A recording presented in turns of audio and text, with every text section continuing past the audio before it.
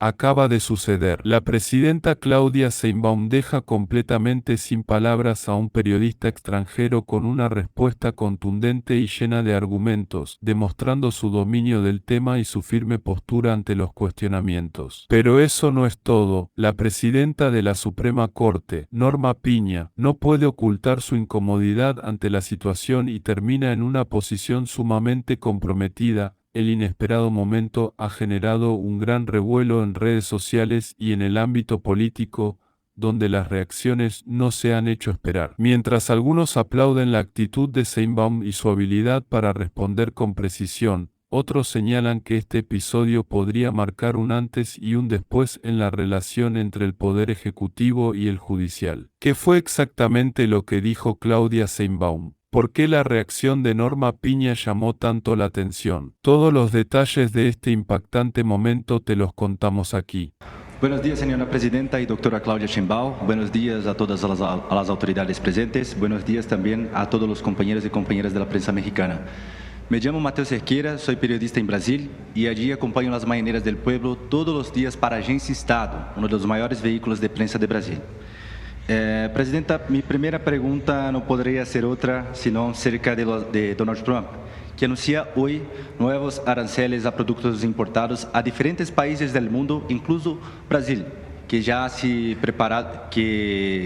preparado con medidas para eventuales tarifas, pero con un impacto especialmente fuerte en México, cuya economía depende en más de un 80% del comercio con su vecino del norte. Dado que estas medidas podrían afectar sectores clave, como el automotriz, ¿qué acciones concretas tomará su gobierno para contornear estos aranceles y reducir la vulnerabilidad económica frente a las decisiones unilaterales de México? Y me gustaría saber si podríamos adelantar, ya que el anuncio sería mañana, ¿cierto? Pero no vamos a adelantar. Ah, perfecto. No hay problema. Mañana vamos a anunciar. Es un programa integral lo que vamos a anunciar. No es un asunto de si tú me pones tarifas, yo te pongo tarifas, o aranceles, yo te pongo aranceles. Nuestro interés es el fortalecimiento de la economía mexicana, entre otras de la industria automotriz. Por cierto, con la presidenta Dilma Rousseff en su momento, ella hizo un programa muy interesante en el 2012 de fortalecimiento de la industria automotriz en Brasil. Incluso lo hemos estudiado porque nos interesa mucho. Ella puso un impuesto a la industria automotriz y fue reduciendo ese impuesto a la industria automotriz en Brasil. No digo que lo vayamos a copiar porque son condiciones distintas, digo qué fue lo que hizo ella.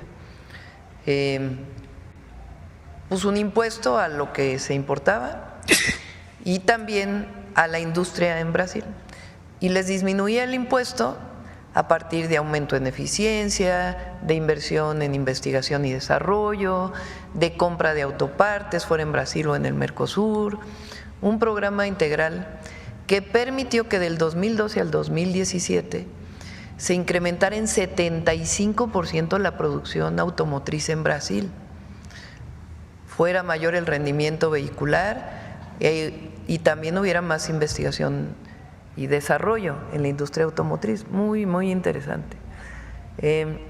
Nosotros lo que queremos es fortalecer la industria automotriz. Yo ponía de ejemplo el otro día, no solo es México produce, digamos que la mitad de lo que produce se exporta y la mitad de lo que produce se queda en México, más o menos, quizá un poco más exportamos.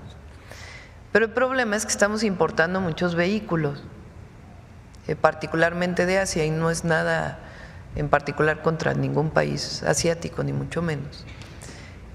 Pero resulta que hay vehículos compactos que se venden mucho en México, que no se fabrican en México y son para el mercado nacional, no se exportan a ningún lado. Entonces, si nosotros queremos fortalecer la industria automotriz, pues no nada más es el tema de Estados Unidos, sino cuánto estamos importando y cómo hacer que los vehículos o la mayoría de los vehículos que se compran en México se fabriquen en México, frente a la nueva situación internacional que tenemos, pero además es parte del Plan México que diseñamos desde hace 6 meses. Y lo mismo es en otras áreas de la economía nacional, particularmente de la manufactura. Ayer leía una nota en la revista Forbes que decía que se está usando demasiado un programa que existe en México vinculado con el tratado comercial con Estados Unidos, en donde no se paga IVA a lo que se produce o lo que se importa para enviarlo a los Estados Unidos, que es el programa IMEX o a las maquilas. Entonces decían que se había abusado demasiado de esto y que eso había afectado mucho a la industria textil. Entonces todo eso lo hemos estado revisando desde hace un buen rato. Entonces por eso el programa que vamos a presentar mañana no es solamente relacionado con los aranceles que pueda llegar a poner Estados Unidos, que ya tenemos algunos y que hemos decidido esperar a lo que presenten mañana. Y además vamos a seguir dialogando con Estados Unidos, que hay buena comunicación. Entonces es un programa integral de fortalecimiento de la economía nacional, que tiene que ver también con esto. No en cualquier país del mundo se está construyendo lo que estamos construyendo aquí, La cantidad de trenes, aeropuertos, puertos y todo el programa de impulso a la manufactura a través de los polos de bienestar. Perfecto. Presidenta, sobre la legitimidad de la reforma judicial a nivel federal que se ha implementado, no hay duda. El pueblo mexicano la respaldó, como se evidenció en el Zócalo el 9 de marzo, en su aprobación que ya alcanzó el 84%.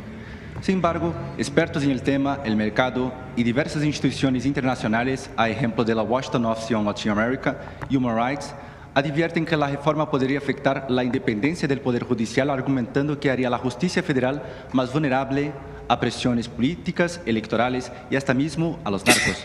Con esto en mente, Presidenta, ¿cómo garantizar que los jueces que serán votados en junio no queden expuestos a intereses políticos y económicos, comprometiendo la imparcialidad de las decisiones judiciales?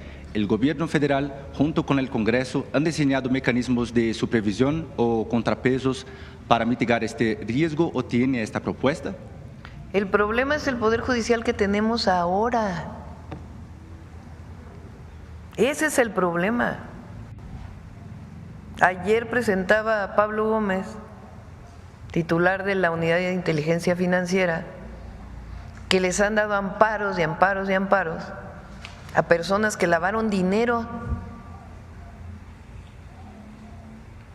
sea por factureras, sea por vínculos con la delincuencia o por otras razones de corrupción. 35,000 millones de pesos en amparos, liberadas cuentas. La UIF congela cuentas vinculada con estos delitos y los jueces las liberan. La cantidad de delincuentes que han liberado los jueces, la cantidad de impuestos que no se pagan todavía porque los protege ministros de la Corte. Entonces, ¿cómo saneas el Poder Judicial que está lleno de nepotismo y corrupción? Solo de una manera, con el pueblo, con la democracia. Van a ser mucho más independientes y mucho mejores jueces porque le van a responder al soberano, al pueblo. No le van a responder al que los propuso en el Senado o al amigo del primo del hermano que lo propuso en la supuesta carrera judicial. Pues vamos a tener un mucho mejor Poder Judicial, mucho mejor, porque ¿quién lo va a elegir? El pueblo. Perfecto. Doctora Sheinbaum, no pude dejar de aprovechar mi estancia aquí en México para conversar con los ciudadanos mexicanos que tienen la máxima autoridad para evaluar su gobierno. En estas conversaciones en las calles de la Ciudad de México, observé una amplia gama de opiniones sobre su gobierno. Por un lado, muchos expresaron su apoyo, Uno incluso la llamó de la dama de hierro mexicana en alusión a neoliberal Margaret Thatcher, pero en la versión progresista y latinoamericana, por cierto, destacando su firmeza y liderazgo. Sin embargo, también observé preocupaciones sobre la posible relación Dije cabeza fría, no Sí. dama de hierro, no es distinto. Sin embargo, también observé preocupaciones sobre la posible relación entre políticos de Morena y distintos partidos de México y actividades ilícitas con el narcotráfico, algo que también observamos en Brasil. En este contexto, ¿qué medidas concretas está tomando su administración para garantizar que la transparencia y las inquietudes de quienes creen que su gobierno podría estar asociado a estos temas sean sanadas? Pues no creo que mucha gente lo piense. Ay, ¿cómo? A ver la encuesta del lunes, del martes, del miércoles. 84%, ¿sí? Sí, 80. O sea, no creo que mucha gente en México piense lo que dices, ¿no? Si hay un apoyo popular a nuestro gobierno, porque no es a la presidenta, es a nuestro gobierno que representa la Cuarta Transformación. Y se mantiene pues la aprobación.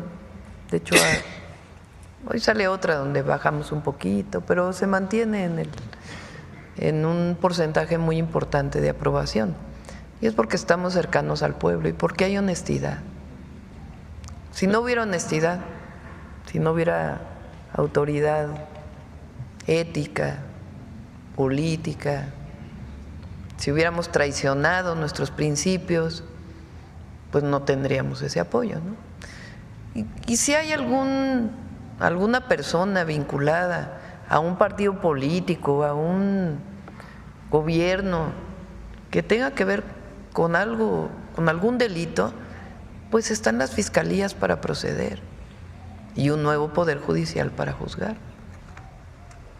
Perfecto. Presidenta,